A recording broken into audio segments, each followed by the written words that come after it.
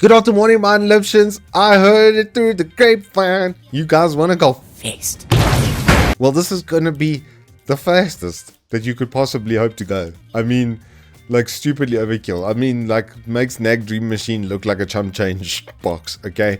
This is pretty much like within reason. I didn't just like spec a stupidly 25 grand motherboard for the sake of specing a 25 grand motherboard. Within some reason, this is like best in slot for, you know, processor, graphics card, or memory, or whatever. But it's ludicrously overkill, and I'd love it. And if you had to add this to cart and not let me build it, I think I would actually cry. If you're in Johannesburg and you buy this PC and you don't let me put it together and experience the split, I will probably cry in your shoes at GonCon. I'm not kidding, until your socks are soggy and you're going to walk around squelching the entire day. That's what will happen to you, okay? This thing is... okay, mental. Anyway, let's jump straight into it. So, CPU. 7800X3D. As if there's any doubt, it's the fastest processor you're going to get for anything gaming related. Yes, it doesn't have the most...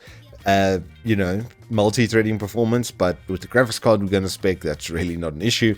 You can stream through NVMe, and I know someone who's got a very similar setup from last gen with a 3080 and a 5800X3D, and they stream through it absolutely no problems. And this is just more powerful than that. So yeah, 9,400 Rand for this processor, but it's the fastest. Then for a motherboard, of course, we needed an X670E, and the Tomahawk Wi-Fi just it's just clean. I like it because it's really, really clean. There might be a touch of overkill power phasing on this as well. It's also got pretty decent NVMe support and cooling space over there with like 4 flipping slots. Okay, so it's yeah, it'll do the job at 8.5 grand. It better damn well do the job. But I mean, just look at that power phasing for a chip that draws like 120 watt. That's what I'm talking about. Then for the RAM, this is 7000 megahertz CL38. What? Yeah, that's right. Initial cache latency on this is or 46. I mean, just disgusting. 7000 megahertz. Yeah, that's quite a lot of megahertz. As you can see, it's a 2x16 gig kit. So only 32 gig RAM. I've put 64 in for the basket on this. So yeah, just a touch of extra monies there, like 7k on RAM. If you're keeping track, we're already over like 25k. Okay, it's happening. Everybody stay calm. Then for GPU, I've used one of these. This exact card. It's a 1.8 kilogram piece of GPU.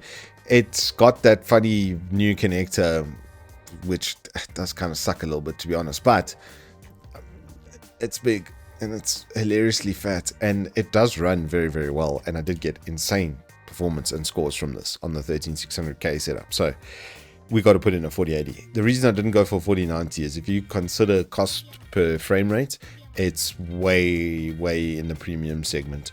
Yeah, it's 30% on average over this 4080, but the price is nearly double.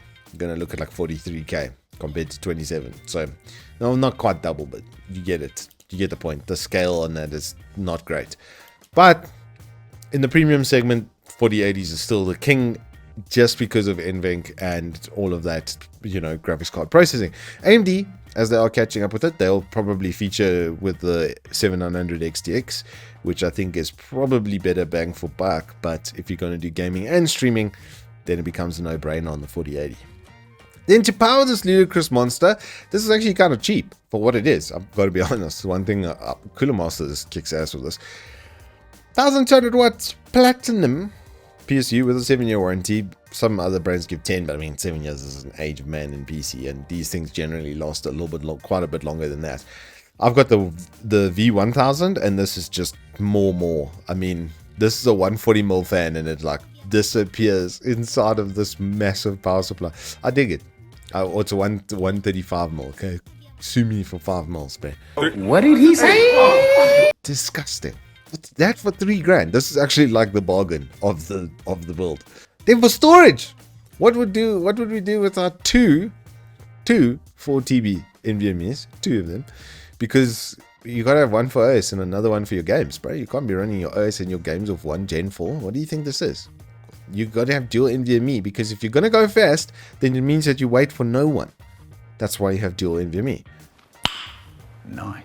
These are disgusting. If you haven't seen my review, I'll pop it up over here. It performed exceptionally well under test, especially where smaller files are concerned, which is a lot of what we do when we load up games. So yeah, with this, you will probably never be able to make a cup of coffee in between loading times. Like, there's no chance. Even on a automated machine that does it in like a minute, never. You will never. It'll be ludicrous. You can also look at these, though. If you want to use the built-in heatsinks on the motherboard, then you could look at these as well. I just wanted to mention that these are also kind of disgusting.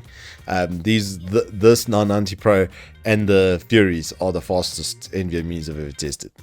Yeah, they are a bit wild. They have a cooling on that CPU. Nicely overkill, because this comes with a full push-pull setup. It comes with all 4 fans, this being a 280mm. You can see the intention was to have it front mount like that, but our case will allow us to top mount this sucker as well. So what you're probably gonna have is all of that sticking out, because I'm gonna have a disgusting case with a fan kit in it as well.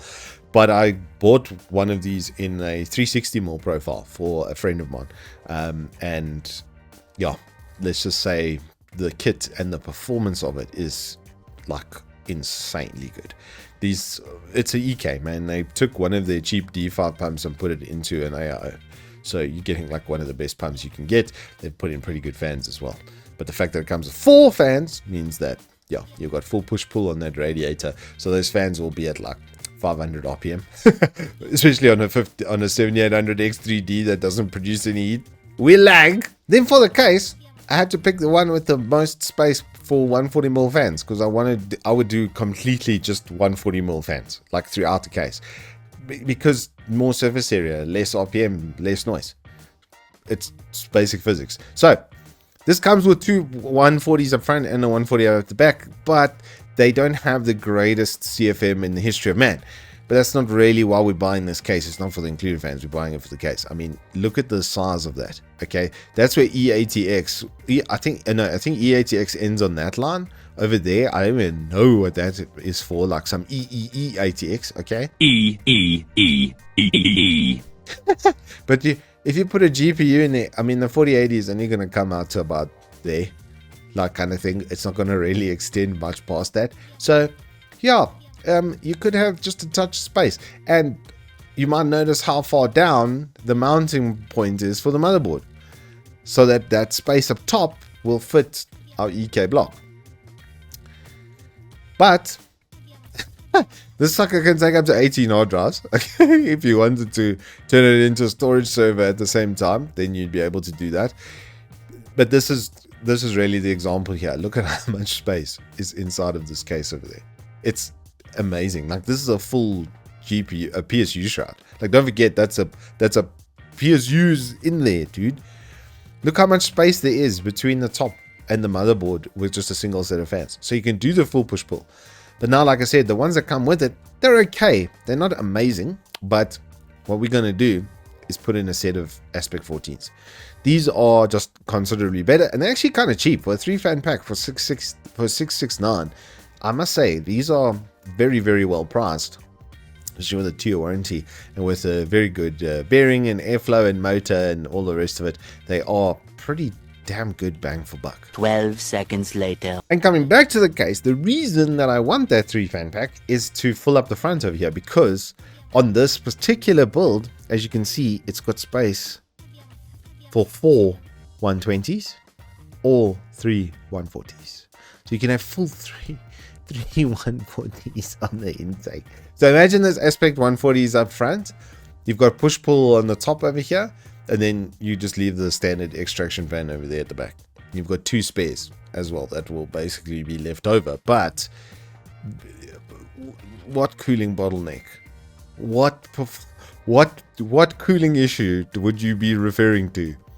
That's like disgusting. I believe, no, this case doesn't have bottom mounts fans. It would have been cool if they had a mount over there, like over here for fans, so that I could you know, put this 2 spare pumping up into the GPU. You probably still can, honestly, like on this case, just looking at the way it's set up here and stuff at the bottom.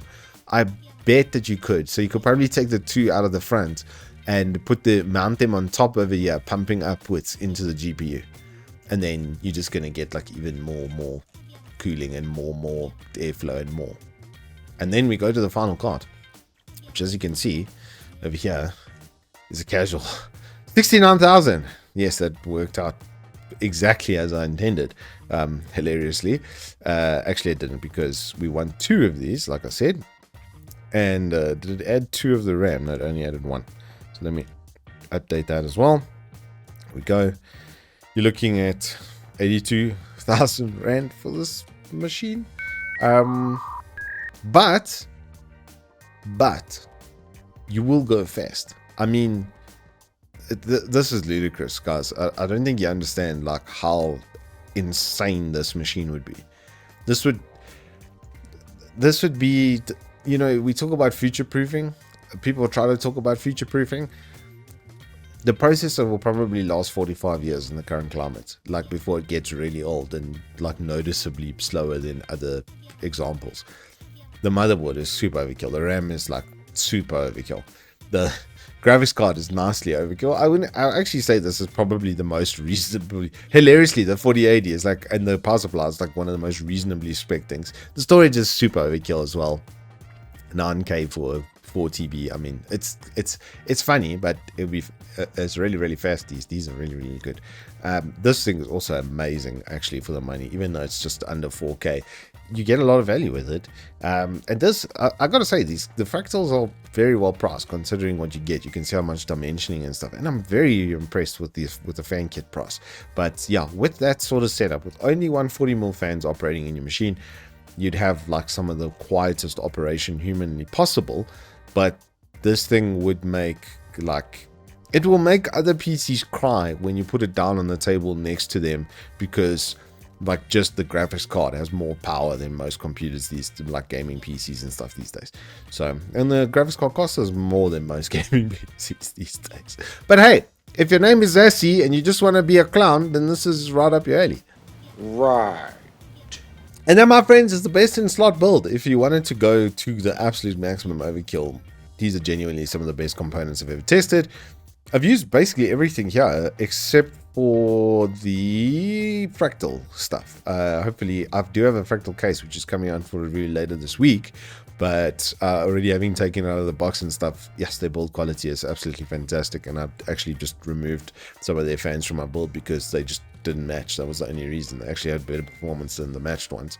But they've done, the fractal's done well, honestly, in a lot of senses. And dude, the 7800 X3D base and that RAM, I just wanted to see that on any game at 7000 mega DDR5 with that 7800 X3D. Whew! Oh, hilarious with a super overkill cooling. But let me tell you something, because of how overkill that airflow and stuff would be, you'd need very low fan curves, which would be nice. So it'd be pretty damn quiet, I'd have to say.